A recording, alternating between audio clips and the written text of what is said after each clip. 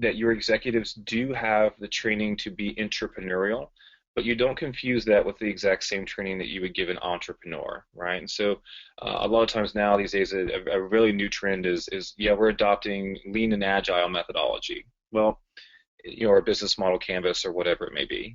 Those are great tools, but they're typically made for an entrepreneur to be able to scale as fast as possible.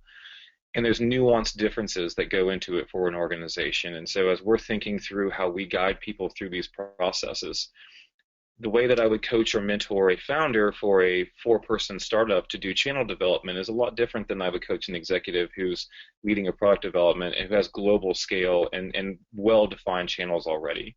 And so, pricing models for a startup is much different from somebody who already has a brand established in the marketplace and can price a little bit differently because they have that notoriety. So there's things in there that you'd want to pay attention to as well when you're doing the entrepreneurial training. And then again, focusing on rapid prototyping, quick experimentation, customer validation, and scaling. And so we go through this just like the OODA loop as fast as we possibly can. The average idea for us, is brought from what you had answered to be 2 years down to a matter of months. And we're going to see that kind of market fit very, very, very quickly.